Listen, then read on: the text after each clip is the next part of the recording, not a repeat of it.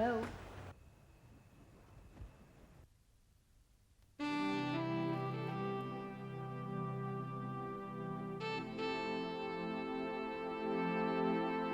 I don't believe this. You don't believe what?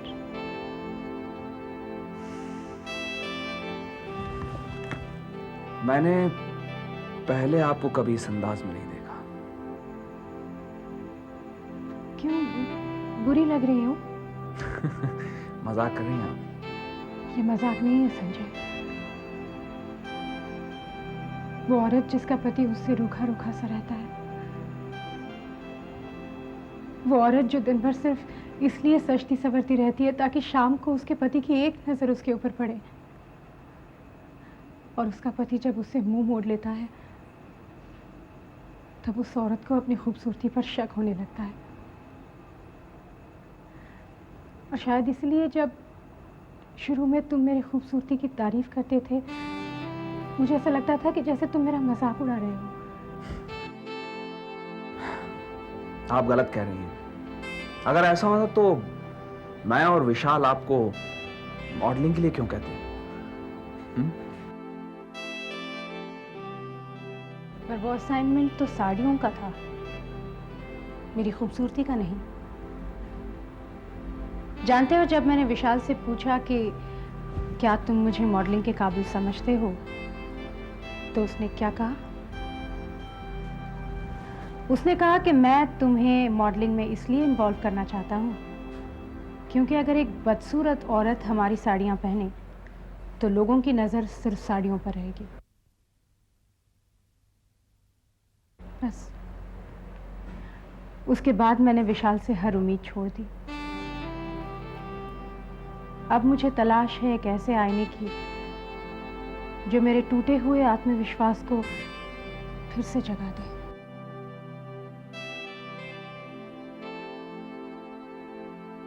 क्या मैं वो आईना बन सकता हूँ?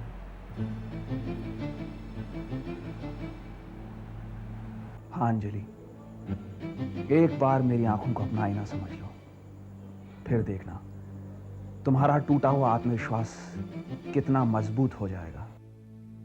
तुम्हारी खूबसूरती इस कदर खिल उठेगी कि बस करो संजय। मैं ही जानती हूँ कि किस तरह मैंने अपने अरमानों को दबाकर अपने आप को तुम्हारे करीब आने से रोका है। सिर्फ मैं ही जानती हूँ कि जब भी मैंने तुम्हें धुतकारा है मेरे दिल पर क्या बीती है। अब प्लीज मेरी और तारीफ मत करो, कहीं मैं अपने आप पर काबू न खो बैठूं।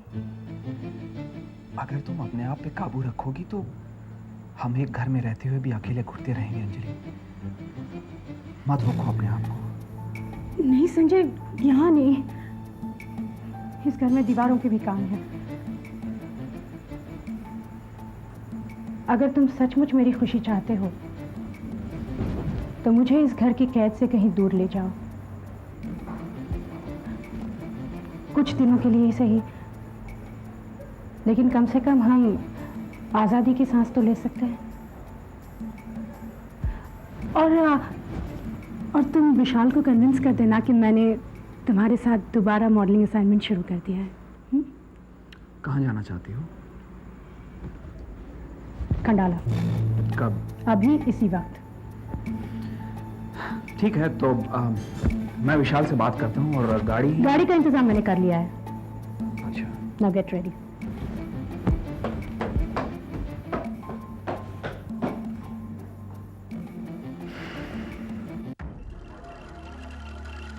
प्राणनाथ, सरिता के गोद लिए बच्चे को खत्म करने की तुम्हारी पहली कोशिश तो नाकाम, सिर्फ नाकाम ही नहीं हुई बल्कि उसने तुम्हारी बरसों की साजिश को धीरे धीरे कमजोर करने की तरफ अपना कदम बढ़ाना शुरू कर दिया है। यह एक्सीडेंट उस बच्चे को विशाल से दूर करने की जगह उसे विशाल के दिल के करीब ले आया है। अब विशाल उस बच्चे की खातिर सरिता के घर जाने लगा है। अगर ये लगाव और गहरा होता गया तो वो दिन दूर नहीं जब विशाल अपनी और सरिता के बीच की सारी कड़वाहट उस बच्चे की खातिर भूल जाए और सरिता को माफ कर दे। वो दिन दूर नहीं है प्राणनाथ जब वो उस बच्चे समेत सरिता को भी दोबारा अपना ले और अपना एक हंसता खेलता परिवार बसा ले। इसका क्या मतलब है? अब इतनी भोली भी मत बनो सरिता, खासकर मेरे सामने। तुम्हारा दिमाग कितना तेज चलता है इस बात की नुमाइश तुम कई बार मेरे सामने कर चुकी हो, तुम्हें याद नहीं है शायद? यकीन मानो मुझे यह बात जानकर जरा भी हैरानी नहीं हुई जब मुझे पता लगा कि तुमने आजकल फिर से विशाल को अपनी तरफ खींचने की कोशिश शुरू कर दी है।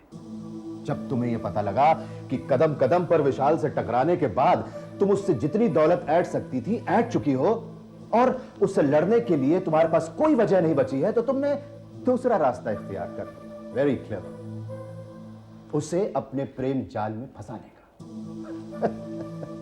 लेकिन एक बात बताओ सरिता, मेरी समझ में नहीं आ रही। एक बार धोखा खाने के बाद विशाल दोबारा लुटने के लिए तैयार हो जाएगा? तो ये पैसे आप मुझे विशाल से दूर रहने के लिए देने आए हैं। वैसे आपकी उलझन शांत करने के लिए आपको बता दूं कि विशाल यहाँ मुझसे मिलने नहीं बल्कि मेरे बेटे से मिलने आता है। और रही मेरी बात, तो मैंने कभी किसी को धोखा दिया नहीं बल्कि हमेशा धोखा खाया है। अपने प्यार, अपनी वफा पर शक के खंजर सहने के बाद मैं सपने में भी विशाल को अपनी तरफ खींचने का सोच नहीं सकती। रही दौलत की बात, तो आपको इतना याद दिला दूं, जब मुझे विशाल के घर से निकाला गया था तब मेरे पास 2 दिन के खाने के भी पैसे नहीं थे। और जब मैं विशाल से डिवोर्स केस हारी थी तब मेरे पास कोई नौकरी नहीं थी। जब मैंने इतने मुश्किल साल बगैर किसी के सहारे के गुजार दिए और एक बच्चे की जिम्मेदारी उठाई, फिर आज तो मैं कामयाब औरत हूं। अब मुझे किसी के सहारे की जरूरत क्यों पड़ेगी? लेकिन जरूरत का लालच से कोई संबंध नहीं होता सरिता। भाई किसी का भी पेट कितना भी भरा हो, लेकिन अगर उसके सामने आप मुर्ग मुसल्लम रख दीजिए तो उसके मुंह में पानी तो आ ही जाएगा। तुम्हारे मुंह में आता है कि नहीं? मेरे मुंह में तो आ जाता है। और फिर सरिता, इस बार तुमने ऐसा दाना डाला है, ऐसा दाना डाला है कि मुर्गा खुद चल के तुम्हारे पास आ रहा है अपनी गर्दन कटवाने। क्या बात? क्या मैं पूछ सकती हूँ कि आपका इशारा किसकी तरफ है? आहा, जैसे तुम्हें मालूम ही नहीं। क्या यह सच नहीं है कि अपने गोद लिए प्यादे को आजकल तुमने विशाल का दिल जीतने पर लगा दिया है? मिस्टर प्राणनाथ, सरिता, तुम हमेशा से यह जानती थी कि विशाल का दिल बच्चों के आगे कैसा मोम सा हो जाता है। इसलिए तुमने अपने उस गोद में खेलने वाले प्यादे को विशाल की गोद में खेलने की नसीहत देना शुरू कर दिया, ताकि खेलते खेलते उसका हाथ विशाल की जेब तक पहुंच जाए। आप मेरे बच्चे को इस कीचड़ में मत घसीटिए। तुम्हारे बच्चे को मैंने नहीं, तुमने घसीटा है सरिता, तुमने, ताकि उस कीचड़ में विशाल को इकलौता कमल दिखता नजर आएगा, जिससे कि तुम विशाल को एक दिन ये पट्टी पड़ा सको कि वो विशाल की औलाद है, जिसका जन्म विशाल के बिछड़ने के बाद हुआ था। बस कीजिए मिस्टर प्राणनाथ। और सरिता, एक बात याद रखना सरिता, अगर तुम अपने उस प्यादे को विशाल की दौलत का हकदार बनाकर पेश करना चाहती हो तो तुम गलत सोचती हो, बिल्कुल गलत। क्योंकि ये तो साबित हो चुका है कि तुम मां नहीं बन सकती। इसलिए तुम विशाल की जायदाद के सपने देखना बंद करो और उस चेक पर जितनी रकम लिखी हुई है उससे काम चलाओ। यूजलेस।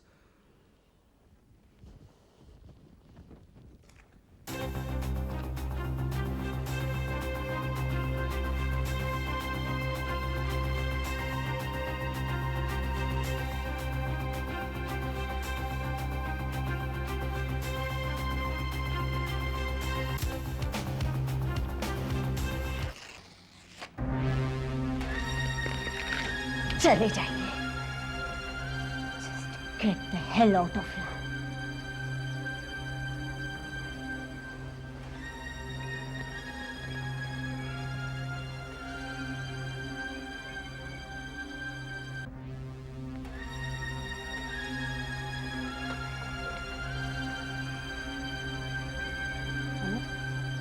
मैं संजय के रूम से बोल रही हूँ।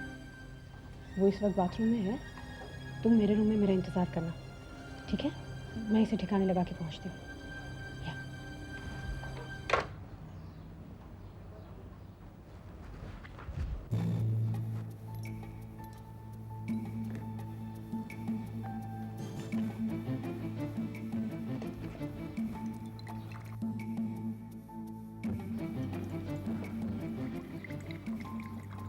कैसा लग रहा है? ऐसा लग रहा है जैसे मुझे मेरी जिंदगी वापस मिल गई। विशाल के घर में मुझे ऐसा लगता था जैसे मैं उसकी बेजान फर्नीचर का एक हिस्सा हूँ। रियली बरसों की घुटन के बाद विशाल के पिंजरे से बाहर निकली हूँ। ये राहत के कुछ दिन मेरे लिए कितने कीमती हैं सिर्फ मैं ही जानती हूँ। तुम देखती जाओ, मेरे साथ बिताई हुई हैं घड़ियां ऐसा रंग लाएंगी कि तुम्हें विशाल से हमेशा के लिए राहत मिल जाएगी। क्या मतलब? मेरा मतलब है हम आज खंडाला की हवाओं में झूमेंगे, कल लोनावाला की वादियों में खो जाएंगे और मुझे यकीन है कि इस हसीन सफर के बाद तुम मुझे अपना हमसफर बनाने का फैसला कर लोगी और फिर उस मंजिल की ओर कदम बढ़ाओगी जहां तुम सिर्फ मेरी होगी, किसी और की नहीं। तुम्हारा इशारा मैं समझ रही हूँ संजय, लेकिन मेरी कुछ ऐसी मजबूरी है कि ना मैं विशाल को छोड़ सकती हूँ और ना ही तुम्हें छोड़ना चाहती हूँ। लेकिन क्यों? जब तुम्हें विशाल के साथ रहने में घुटन महसूस होती है तो ऐसी क्या मजबूरी है जो तुम विशाल के साथ रिश्ता नहीं तोड़ सकती? छोड़ो, क्यों विशाल का जिक्र करके मेरा मूड खराब कर रहे हो? भूल जाओ उसे कुछ देर के लिए। नहीं, मैं दिन में शराब नहीं पीता। कम ऑन संजय, खुशी के कुछ ही पल मिले हैं हमें, उन्हें भी अगर तुम दिन और रात में बांटने लगोगे तो मेरा मजा अधूरा रह जाएगा। प्लीज मेरी खातिर P low. Well, if you insist. Yeah. लेकिन उससे पहले तुम्हें मुझे ये बताना होगा कि आखिर तुम्हारी ऐसी क्या मजबूरी है जिसकी वजह से तुम विशाल के साथ अपना रिश्ता नहीं तोड़ सकती। It's rather simple. विशाल एक पैसे वाला आदमी है जिसका सोसाइटी में नाम है, इज्जत है, रुतबा है। भला इन सारे ऐशो आरामों को कौन छोड़ना चाहेगा? लेकिन इस सारे ऐशो आराम के बावजूद तुम मोहब्बत के लिए तरसती हो। तरसती हूँ नहीं, तरसती थी, लेकिन अब तुम आ गए हो ना मेरी जिंदगी में मेरी मोहब्बत को रोशन करने। और मेरी किस्मत देखो, विशाल ने तुम्हें अपने ही घर में जगह दे दी है। अब भले उस घर में हम दोनों को मिलने की आज़ादी ना मिले, लेकिन कम से कम तुम मेरे नजरों के सामने तो रहोगे। Well, all I can say is तुम खूबसूरत ही नहीं, इंटेलिजेंट भी हो।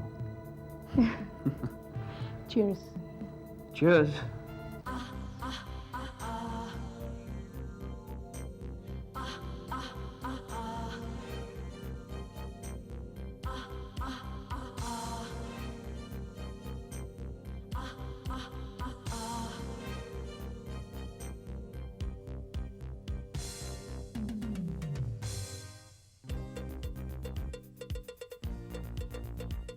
संजय, संजय, संजय,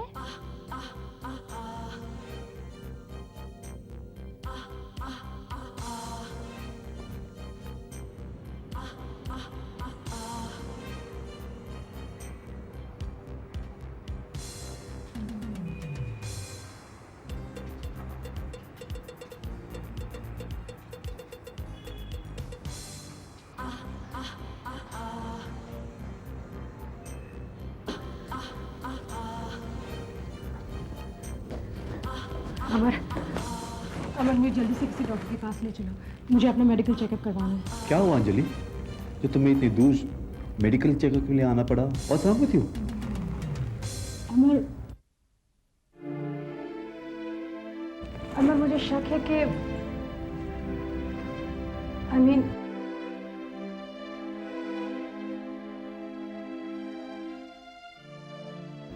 अमर, I think I am pregnant. हाँ, और मैं कंफर्म करवाना चाहती हूँ कि मेरा शक सही है या गलत। मुझे एक बात समझ में नहीं आई कि ये बात तुम विशाल से छुपाना क्यों चाहती हो, जबकि तुम उससे इतना प्यार करती हो। तुम्हें तो उसे खुशी खुशी बताना चाहिए कि तुम उसके बच्चे की माँ बनने वाली हो। अमर, ये बच्चा विशाल का नहीं है। विशाल ने आज तक मुझसे फासला रखा है। मैंने कहा था कि जो अनजाने में हो जाए उसे हम सच कैसे मान लें। मैं गलत थी अमर।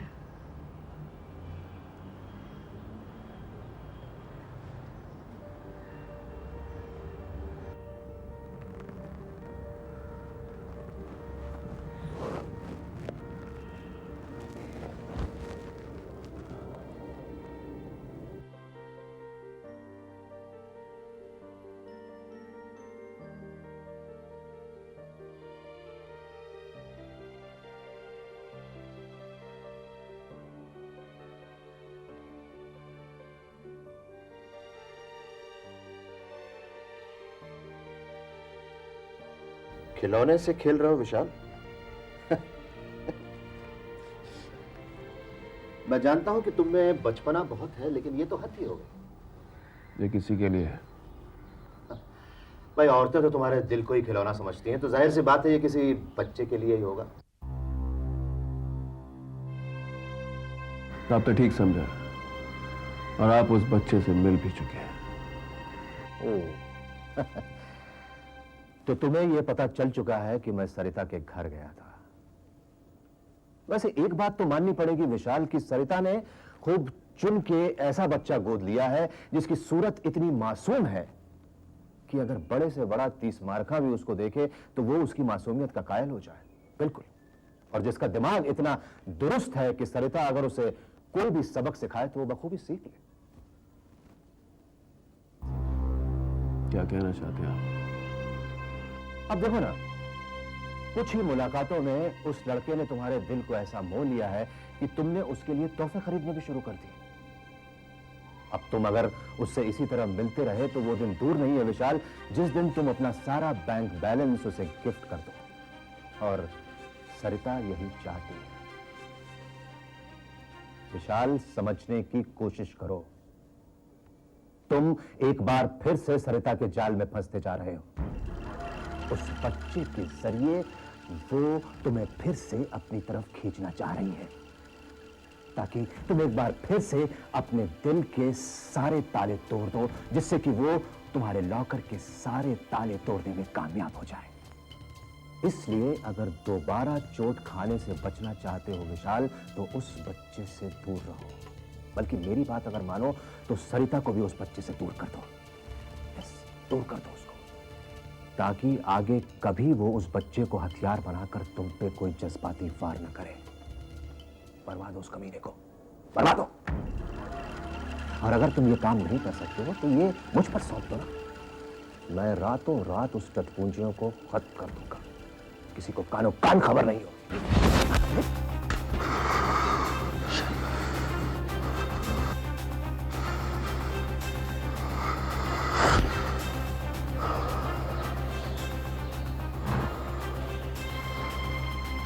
तुमने मेरी गिरेबान पे हाथ डाला, उस सड़क के कचरे के लिए तुमने अपने चाचा के गिरेबान पे हाथ डाला। मैं देखता हूं विशाल कि वो बच्चा कैसे जिंदा रहता है। अगर उस बच्चे का बाल भी बाका हुआ ना, तो मैं आपको एट लास्ट सिखा।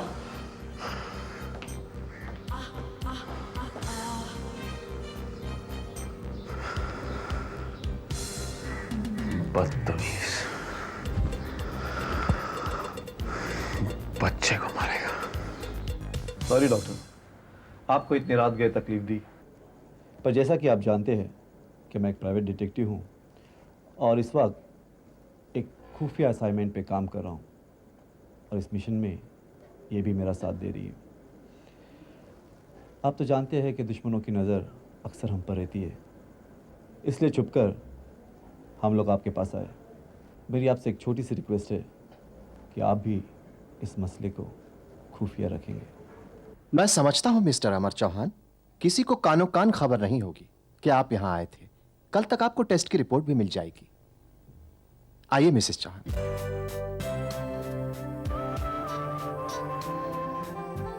आइए मिसेस चौहान।